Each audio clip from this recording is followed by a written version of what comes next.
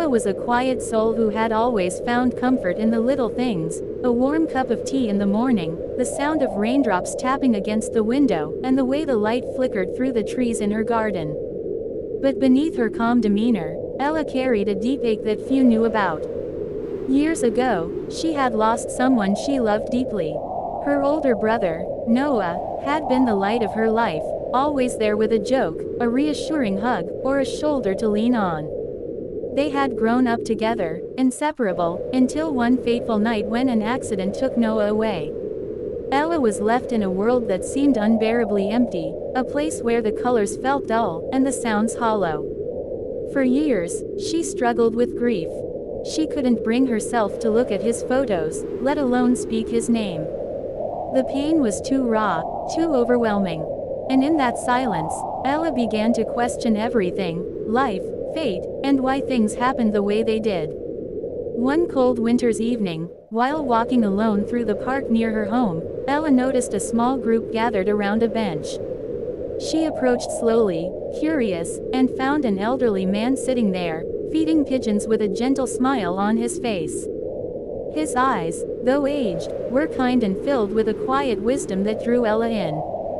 She sat on the bench beside him, not sure what to say but feeling the need to share her heart. "I've lost someone," she whispered, her voice breaking. "I don't know how to live without him." The old man looked at her with a tender gaze and then spoke softly, "Loss is a heavy weight, child. But sometimes, it's through the cracks in our hearts that the light can shine through." Ella didn't understand at first, but there was something in his words that made her feel less alone. He continued, "You see, I lost my wife many years ago. It was the hardest thing I ever faced. I thought I would never smile again, never know joy. But over time, I learned that she hadn't really left me.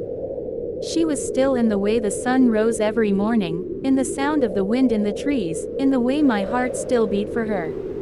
The love doesn't disappear, it just changes shape."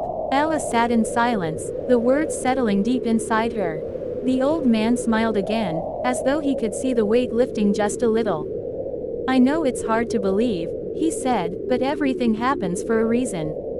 Sometimes, the pain we carry is a doorway to a deeper love, one that remains even when they are no longer with us. We hold them inside us, and in a way, they continue to guide us." Tears welled up in Ella's eyes, but they weren't just of sorrow.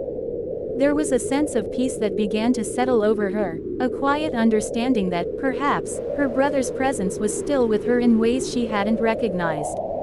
Maybe the ache in her heart wasn't just loss, maybe it was the love that had once been so vivid, now living in the spaces between her breaths. She stood up from the bench, feeling a weight she didn't know she had been carrying, lift from her chest. As she walked home that evening, the world seemed a little brighter. The snow that fell gently around her didn't feel as cold. The quiet, though still there, no longer felt like an empty silence. It was the sound of her brother's memory, living on in her heart, in the light, in the love that never really fades. Ella would never stop missing Noah, but she began to understand that everything, even the painful parts, had a reason. And sometimes, that reason was to make room for a deeper, quieter love that would never leave. Moral: everything happens for a reason, and sometimes the pain we experience helps us discover a love that continues to guide us, even when those we've lost are no longer physically with us. Grief can transform into a quiet, lasting connection.